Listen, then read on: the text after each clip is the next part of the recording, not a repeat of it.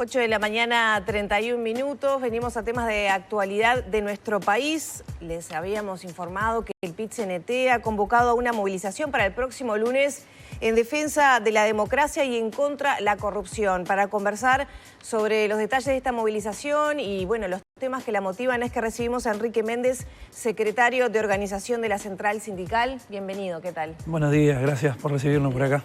Gracias por venir a conversar con nosotros. Bueno, ¿qué valoró la Central Sindical para rápidamente, disponer la medida de esta movilización del lunes? Sin duda, nosotros estamos hoy convocando una movilización, en realidad una concentración ahí en Plaza Libertad a partir de las 18 horas del día lunes, en el entendido de que hay hechos que son una secuencia de hechos contiguos que dañan y lastiman el proceso y ponen en riesgo incluso nuestro proceso democrático, nuestra democracia. Y como históricamente lo hemos hecho desde nuestro PIT-CNT, donde nadie puede asombrarse de ese mismo sentido, en el marco de la defensa de la democracia, bueno, siempre hemos dado esas manifestaciones y esa lucha por defenderla, y en este caso entendimos que era el momento también de desarrollarla, no solos, sí lo estamos convocando junto a FUCBAN y así invitando a la ciudadanía también a manifestarse en ese momento de forma organizada. Hoy venimos en un escenario donde yo le llamaría, casi estamos pasando por un bochorno en términos a nivel mundial. Hoy, si miramos, por ejemplo, qué percepción tienen de nosotros, The Economist, medio británico, decía que Uruguay pierde reputación en América Latina.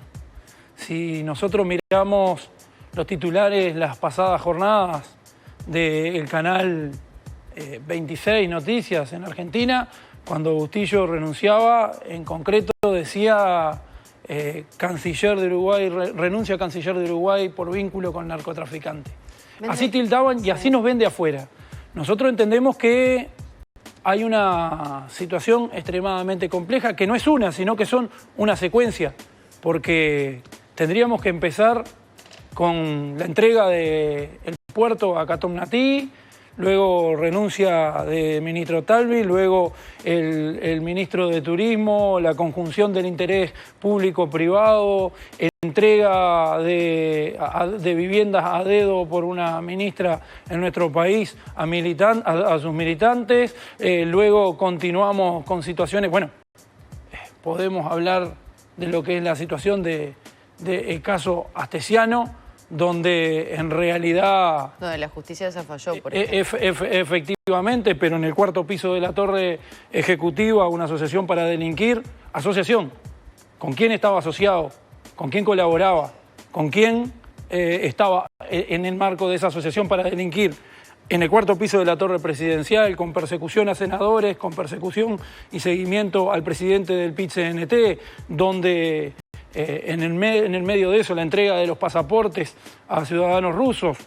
Seguimos luego donde el propio director del CONCAR, y eso fue público y también ha fallado justicia, sí, sin duda que ha fallado justicia, pero el propio director del CONCAR en lo aberrante del caso sobre Penedès, en el caso de Penedès, todavía lleva y facilita de esa forma en su accionar para poder identificar y perseguir a las víctimas, y tras cartón hoy este escenario que nosotros nos encontramos, que surge tras los chats de H, que sin duda hay un trabajo amplísimo que han logrado hacer, si bien hay declaraciones por parte de H en ese caso, pero que los trabajadores y trabajadoras de la prensa han dejado, han publicado, han hecho público, han dejado al descubierto en cierta forma de una serie de cuestiones extremadamente complejas, donde se convocó a pedido del presidente, dicho por su asesor, una reunión en el 11º piso, ya nos van quedando menos pisos en la torre, ¿no? En ese sentido, ya en el 11º piso de la torre ejecutiva, donde el objetivo era, que se pongan de acuerdo para borrar chat, que se pongan de acuerdo expresamente para ver cómo lo logramos ver Se le mintió al Poder Legislativo, al Poder Judicial. ¿Por qué si la justicia está investigando, el PIT-CNT entiende pertinente salir a las calles a movilizarse? Bueno, primero somos parte de la sociedad a la cual el día de hoy nos han mentido. Eso es una realidad.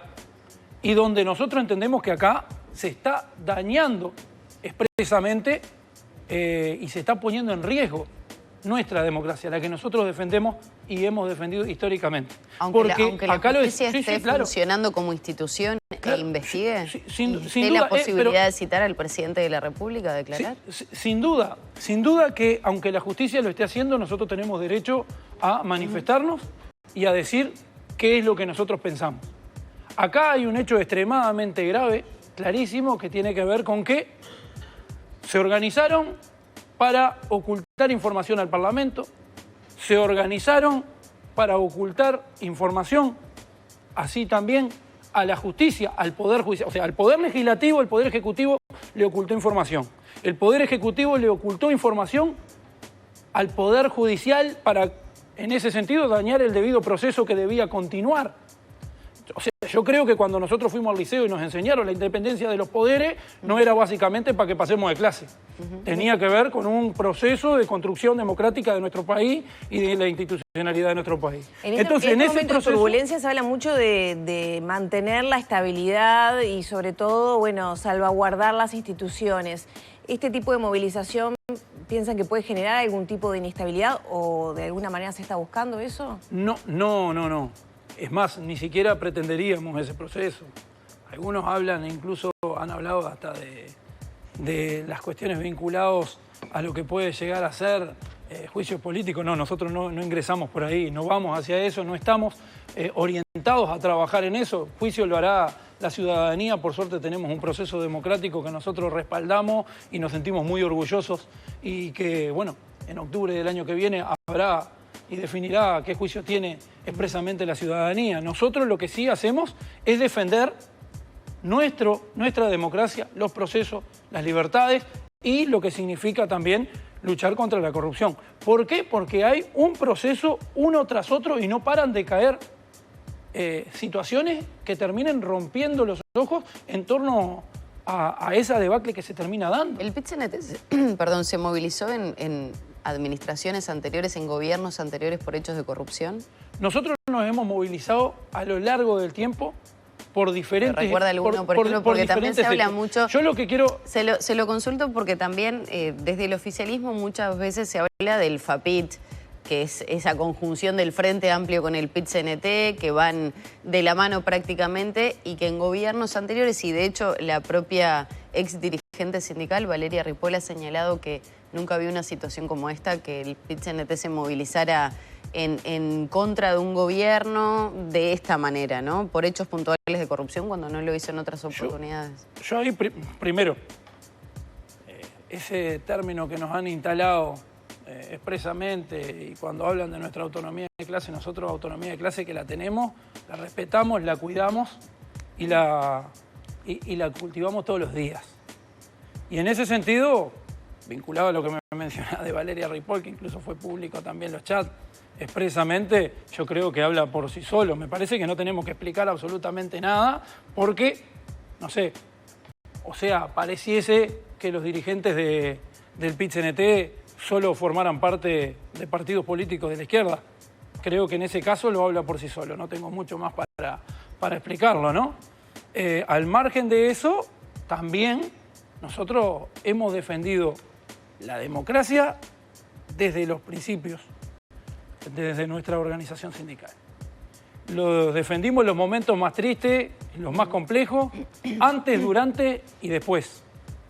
Nosotros hemos movilizado a gobiernos de izquierda, a gobiernos de derecha, cada vez que lo hemos tenido que realizar. Ahora, yo hago una pregunta. Yo acabo de hacer una secuencia que incluso hasta me quedo corto, de hechos tras hechos, de formas contiguas, de acciones extremadamente complejas, que está bien, yo no voy a decir y no voy a pedir que los actores de este gobierno no salgan a defenderse y no salgan a decir, no queremos que nos movilicen. Al margen de esto, si todos los casos están cerrados, si esto está todo tan bien ¿Por qué no se trata este tema de crisis política como asunto político en el Parlamento? ¿Por qué no se quiso tratarlo de esa forma? ¿Por qué se niega? ¿Por qué se escapa por ese tipo de cuestiones? ¿Por qué? Si está todo tan bien. Yo pregunto, en este caso, donde se le niega información concreta creo que pueden a la justicia. Suspicacias, por ejemplo, el caso Sendoya, también destrucción de documentos públicos, condenado recientemente. Raúl Sendic, ex vicepresidente, tuvo que renunciar también, estaba repasando sus condenas, abuso de funciones, malversación de fondos públicos, que en definitiva afectaron a empresas públicas como ANCAP, por ejemplo, y que hasta el día de hoy vemos cómo se ha venido arrastrando esa situación de ANCAP. La pregunta es, ¿por qué no en aquel entonces y sí ahora? A ver, durante el gobierno de izquierda hubieron movilizaciones. Sí, yo la pregunta que hago pero de es, otro tipo, ¿no? No por este tipo de... Pero yo la pregunta que hago es, ¿estamos acostumbrados a que desde el Poder Ejecutivo se menoscabe al Poder Legislativo como se lo está haciendo en este momento? Que se vaya con total impunidad al Poder Legislativo y se le mienta a toda la plana de senadores en el Poder Legislativo. Estamos acostumbrados en nuestro país a que desde presidencia, con 4 altos cargos, que son los que terminan renunciando, que debieron ser destituidos, no renunciados, que esos 4 cargos se reúnan para anular chat, para esconderle la información al Poder Judicial. Yo espero que no sea una costumbre de este Esperemos país. Que no. Yo la verdad espero si que esto tampoco se normaliza, es triste y es gravísimo. Entonces, en ese sentido, yo entiendo que, y lo hemos evaluado de esta forma, que hay una serie contigua de hechos extremadamente graves que ponen en riesgo... Ese es el diferencial dañan. Entonces.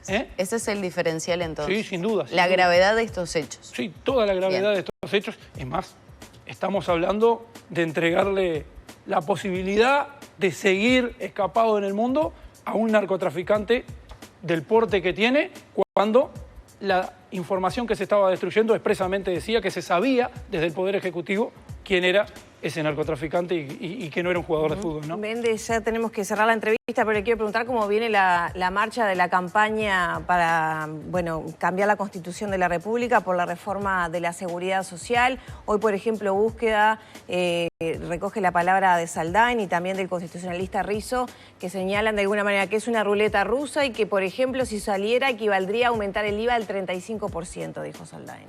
Bueno, primero lo primero voy a aclarar, empiezo por el final.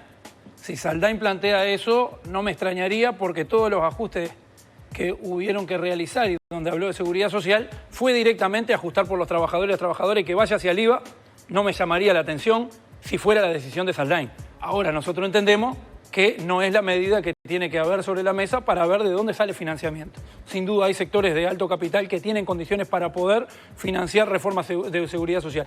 Después, porque sé que el tiempo es tirano y es cortito, bien cortito, viene bárbaro. Hemos salido, estamos arrancando el proceso de las barriadas en este proceso. En la primera etapa, en noviembre, arrancan las barriadas de puerta a puerta. Me ha tocado estar en las mismas. Empezamos por el interior del país. Y el resultado le tengo que decir que va siendo excelente. ¿Por qué? Porque la recepción de la población va siendo excelente. Hay 2 grandes jornadas, el 16 y el 18. Ahí se está haciendo una campaña de volver a recibir las papeletas que salieron. Así que el 20 se estarían recibiendo. Hoy está en evaluación política cuál es el momento debido en el cual nosotros vamos a estar dando anuncios de cifras de las firmas recogidas. Muchas gracias por estos minutos. Muchas gracias a ustedes. Cerramos por aquí la entrevista con Enrique